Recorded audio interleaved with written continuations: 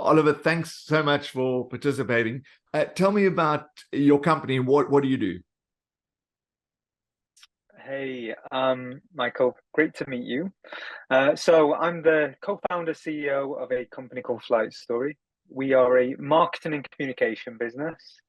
And I'm going to start with our romantic vision of what we do, which is our mission is to keep companies and organizations at the forefront of what's possible. And our motivation for doing that, and what that fundamentally means is the world is changing. It's in a constant state of change. I think because of new emerging technologies, the rate of change is accelerating. And this leaves a big gap between risk and opportunity that we hope to fill. And we support a lot of organizations through the vehicle of marketing. We offer strategic services, creative services, and media services to help them fundamentally get the credit they deserve and lean into all the new opportunities that change creates. So that's my elevator pitch on Flight Story. To give you a bit of a, I suppose, a view on the history of the business, we'll be trading in December for about 2 years. We've scaled quickly. We employ about 120 people. We operate across 5 countries now. And we still have our day one mentality, which is delusional ambition, a real sense of purpose and mission. And I like to think we're pretty good at what we do. Wonderful. I'm biased. I'm biased. Well, I think that's a requirement. Yeah, sure. So that's fantastic. You've obviously scaled really, really quickly. What kind of folks, when you obviously mentioned you've got 120 employees, where are they mainly based and what kind of people work for you? So location-wise, we have around 2/3 of our business in the UK, split between London and Manchester. We have a creative hub in Manchester, and we have the majority of our performance business in the US on the West Coast. Historically, I've lived on the East Coast in New York for several years. US is a big flagship market for us for a number of reasons. Some of them, again, romantic, some of them practical. But in terms of our team makeup, and it's really interesting, the topic of health, because I fundamentally believe that health is our first foundation. And as employers, we have a responsibility to actually put it at the forefront of how we think about our benefits. And health is a broad spectrum. You know, it's not just the physical stuff, it's the mental. And I think organizations have a duty of care, particularly not just for moral reasons. I actually think they have a duty of care for optimal performance. Happy, healthy team members creates a great place to work and leads to good outcomes. I think too many organizations forget that they are a recruitment company. You're only as good as the people that you can attract and retain and keep and make happy. Well said. And in terms of age split and sex split, if you like, between your workforce? So probably, I don't have the exact data, but holistically, we're a relatively young business. Mm-hmm. I'd say the average age across the business is around 30.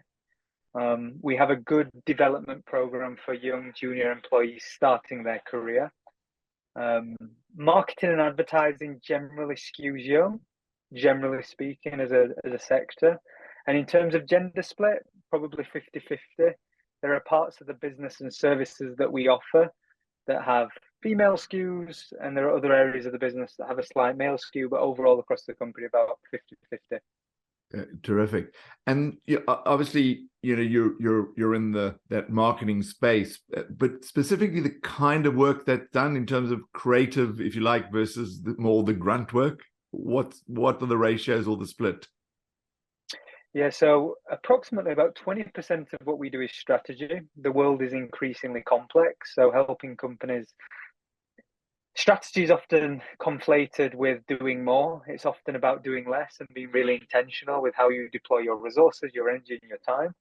So we help companies navigate the complexities of the online landscape, for lack of a better word. Mm. And then about probably 50% of what we do sits under our content pillar. And content and creative is everything from design, helping people articulate and visualize how they want to show up in the world, all the way through to video and PR. So we do a lot of content and we do a lot of communication that supports that. And then the remainder of the business is performance media. So primarily digital media. And our view is that if we can have great thinking to help companies figure out their plans, we can support them and help them tell their story in a really compelling and creative way. And we have the capabilities to distribute their message to the relevant people at the right time. We can offer an end-to-end service of, helping companies grow and maximize their value. Got it. Wonderful. And you obviously really care about your staff, and you touched on the health aspect. Why do you think it is they like working for you beyond that sense of caring? So a couple of things. I think we all want similar things out of employment. I think first and foremost, you want to know that your work has meaning. So what are you contributing to, and what's the bigger mission? I think something companies don't think about enough is having an adversary. What are you fighting against? Not always what are you fighting for, but what are you fighting against? And in our case, we fight against convention. So that has to be lived through every aspect of our business. And when I say convention, we're anchored to what comes next. And that means that as an organization, we have to be quite experimental. We have to reward experiments. We have a thing within our walls that is about celebrating failures, and we should outfail the competition. So we have all these philosophies that we try and live and show up in the world. And that really is anchored to purpose. I think secondary to that, you want to know that this sense of meaningful challenge. We don't often talk about challenge as a positive thing, but I think people want to. I think you need resistance. Your greatest growth will always come on the edge of your comfort zone. So I think because we hold very high standards with our work, and our client spectrum is everyone from very ambitious tech startup all the way through to the world's biggest brands, we have enough meaningful challenge when these amazing organizations are turning to us to help them solve problems they haven't figured out themselves. So I think that's really meaningful. And then the next is culture. And culture isn't just about how you treat your employees. Culture is how you treat your work, how you treat your clients. And we have a few values or behaviors that we really look for in people. So we're not trying to appeal to everybody in the world, but we want to be a truly fulfilling place for those that we can appeal to. And first and foremost, for us to live our mission, keeping companies at the forefront, we have to be very curious. So we breed a culture of learning and sharing. We also need to be experimental. We need to do a lot of tests to find the right answers and reiterate our way to success. So we value doing lots of experiments, not outcomes, within our walls. And the third piece is care. We talk about our manifesto is out caring the competition. And that for me is just a good basis for any organization across any industry, any sector. And I think having very clear values on who you are and who you're not is important. And then the last thing is just practical. We try and put a comprehensive benefits package together. We have a generous holiday entitlement across the business. We used to, in our previous company, this is going back 8 years ago, we were quite forward facing in trying to redefine the workplace. And we set out a ton of policies that were unlimited holidays. And what happened inadvertently, our motives for doing that were, you're better placed than I am to decide when you need a break. What inadvertently happened as a consequence, and I'd always get this on exit feedback when people would leave the company, and I make a habit of sitting in there because I think people tend to be at their most honest when they leave, and I want to know what we're good at, what should we protect, but where have we got it wrong? And time again, I was always shocked by the number of people that didn't like the unlimited holiday policy because they didn't feel like they had ownership or there was judgment from their peers. So we redefined that. And when we came into this business and set up our policies and framework, it was about, let's just be generous, but ensure there's guardrails. I'll give you another example. The office, we're an office first business, and we launched in the height of remote work. And we made that conscious decision because we're not optimizing for productivity, we're optimizing for fulfillment. And yes, of course, at different stages of your life, you prioritize different things. But as quite a young business that's very ambitious, we knew if we were a remote business, we would be more transactional. And, the unproductive stuff, the coffee, the camaraderie, the celebrations, the time spent together, the deeply human connection, that to me isn't wasted time. That's part of what being part of something should be. So we made a controversial decision at the time, and have had to fight battles to resist. And actually, I have more conviction today that we made the right choices, because I think the worst thing leadership can do is create ambiguity. Right. And now you're seeing a lot of organizations shift gears. And we made that decision that we would be office first because we couldn't achieve our potential and we couldn't create the environment we wanted to if we didn't do that. And it comes at a cost. We have big overheads as it relates to our officers, the investments we make, etc. But for me, it's 100% worth it. So I think they're fundamentally, and I will say on the spectrum of we pay pretty well. We try and reward. You can't ask a lot of people and not have the reward mechanisms in place. But we've got a long way to go in terms of our ambitions long term as it relates to our policies and well-being. One of our ultimate programs, and we did this in our past business, was offer therapy to every employee. And we didn't do opt-in, we did opt-out, meaning everyone had to go, and if they didn't want to do it, they had to do one session and they could leave, because there was a very big there was a much lower uptake from men. It was much harder for men. It wasn't as normalized to go speak. So we wanted to remove that barrier by showing that leadership are all actively participating. And some of the feedback and our view was it was transformative for a lot of the team at the time. So we're working through our broader policies. We're a new company, but we want to work towards, again, being one of the most progressive as we think about the well-being of our teams. Oliver, sounds absolutely wonderful. And you obviously really, really put a lot of emphasis, as you say, on fulfillment rather than the transactional nature of the virtual experiment that was driven by COVID. So is all your staff, are they all at the office all the time, or is there some hybrid working? So we say office first. We want to be high agency. And you asked before, what do people want? I think a high degree of autonomy. I think that's also important for people. So for us, it was important to say, of course, make your own decisions. If you're going to be more productive, if you have family commitments, work from home. But our ask of you is just try and be with your team in office more than you're not. We start the week together to plan and we end the week together to celebrate. And that's the only guidance and rules we put in place. And that was something we adopted early because again, it's a hard tension to, it's a hard balance to get between autonomy and guardrails, and getting that balance between being an overreach and imposing for the sake of imposing. So I feel like we've got to a place where it's balanced and it's well understood. And I suppose we've just actually done a survey with a company called Culture Amp for the first time, which is our first sort of comprehensive sense check of how we're doing. We want to be a transparent organization. We know we get some stuff right and some stuff wrong. And what startups often neglect is things like training and development, proper onboarding. They don't have the depth and the headspace to put the structures in place. So we're very aware of things that we need to be better at. And we just took a read, and what was really fascinating, actually, and this is looking at that, was, employee engagement's really high. Even the negative, or let's say constructive feedback, was all very positive. It was about doing more. It was about the company providing more in terms of learning opportunities and such. So yeah, even some of the critiques ended up inadvertently really positive to me, because I ultimately know that we have ambition to be a more fulfilling place to work. Great. And in terms of, if you had to put a number on what percentage of time do people work from home as opposed to in the office, what's the sort of rough split? 75% in office, 25% at home. Got it.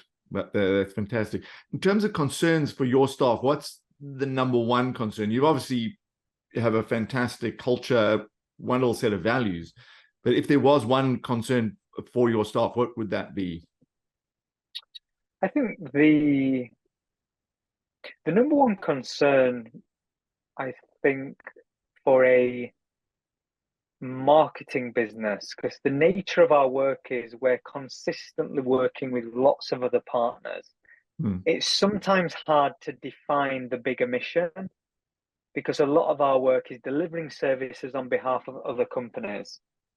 And I think if you're building a product or you're building an entity that has a laser focus and a very clear adversary and very clear problems that you're solving, I think it's much easier to have that sense of, to derive that sense of purpose. When you are a marketing company on behalf of serving lots of others, I think you have to reach or over-index in other areas to deliver that sense of purpose. So that's something we think a lot about, is how do we maintain that, knowing that what we do is help companies sell more things, right? Yeah. I'm not saying there's other ways we can contribute to society in the world, but fundamentally we help companies sell more things. Gotcha. So just going to focus on benefits. You've touched on benefits and that you're really pro, obviously providing as many benefits as possible, including, I had not heard of therapy, in fact, from your previous company, and obviously a big cost. So I understand your ethos about that, but tell me about what you're doing today and what's about what's really working and what's not working in your view, and the things that you've tried that may have worked or not worked. Yeah, so with policy or any decision in a company, I almost try and view through the lens of reversible and irreversible decisions. And the problem with seemingly small decisions can actually be irreversible. And I'll give you an example. If we across the company said, we're going to introduce a stipend of $200 towards well-being, you can go get a massage, you can get your gym membership, etc., etc. That becomes actually an irreversible decision, because the moment the business can't fund that and is unable to provide it, you've taken something away from. So we're very thoughtful about tangible, hard cost benefits, and we have to do it at the right stage of maturity for the company, really, to safeguard and deliver and build a business in a sustainable way. So we're probably a little light on some of the tangible benefits, but where we over-index is in compassion, autonomy, generous holiday entitlement, where we invest in our teams. We bring in a lot of outside speakers to do lunch and learns. We do a lot of community events, but we're probably a little lighter, certainly if you contrasted us with a much larger enterprise business, where you will give people lots of perks. But I don't fundamentally think they lead to fulfillment. I think they just become normalized and trivialized and actually don't deliver the outcomes that you hope they would. But what we do right now, we offer a lot of services that aren't necessarily scalable. Right. We do a lot of trips, get-togethers, those types of things. But it's about experience for us. Got it. And then, so what do you have, like a budget for benefits, or do you also does it mix into a broader pot? So it's democratized right now. So we have a few milestone events. We try and do a large get-together between, and it's got a little harder as we internationalize this year, but we try and do a large get-together between the UK and the US around the summer. And also we try to do that around Christmas time. We invest a lot in those moments. We have quarterly get-togethers where we do some activities alongside that. The budgets right now are democratized in different parts of the business. What we're hoping to do is have more centrally funded budgets, because I believe you have to leave room for spontaneity and rewarding people. It's a big mission of ours to give each team a healthy budget to reward people that don't often get rewarded, not for the client win or the sales win or those types of obvious things. The person that went above and beyond to do something kind and compassionate for their colleague. You want to empower teams to do surprise and delights and rewards. because I think that's the most meaningful thing that you can do as an organization. And actually, to deliver that at scale, you have to put a lot of structure and thought into how that's executed. Hmm. And we're not quite there yet, but going into next year's budgetary cycle will be a fair bit more considered. Got it. And do you provide to any of your staff private medical insurance or life insurance, those sorts of things? Yeah, we do. I will have to check with our CFO, but I believe we do have life insurance. We have life insurance right now. We don't do private health insurance across the business as an option. And again, this comes down to one of the irreversible decisions once we introduce. In the US, it's different. We have our US teams have their medical insurance covered. The US is slightly different. But in the UK specifically, we haven't elected to spend on those things because we've chosen to go in other areas for now. Right, and that's across the board. No one gets a private medical. Yeah, got it. And then it's just interesting because, of course, the NHS feels like it's really, as a doc, I feel it's really becoming very fragile. I've had two rather, indications, if you like, at a personal level, what's going on. And then in terms of innovative stuff, the stuff you try out, do you try things out in terms of health and wellness for your staff? Yeah, 100%. So a big thing for me, a big measure of success that I believe within strong teams, particularly community-based teams, is how many things are they doing outside of work together. That's why I think teams are bonded. So we try and encourage and organize five-a-side football, going and doing things that aren't as hedonistic, book clubs, cinema trips, based on people's passions. We have investor clubs. So we do a lot around trying to create a sense of community. In terms of then, what would we aspirationally like to do? That list is much longer, right? What do we do today of an 18-month startup is one thing. What do we do in 2 years? Maybe very different. Got it. And might it be, because one of the things I'm thinking as you're talking, you're probably the most progressive CEO I've spoken to date, and whether you might even consider trying our added health on a free trial basis, just getting some of your staff to try it out, because I feel like there's quite a lot of resonance at a cultural level about what we're doing as doctors and as highly qualified coaches to sort of really look after people. So I don't know if you'd be up for that. It's basically a free trial for up to 10 of your staff. Might like to try it and see if it works for you guys.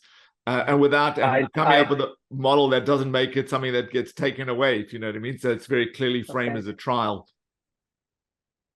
As a cost-efficient CEO, the word free, I did enjoy that and absolutely would give it.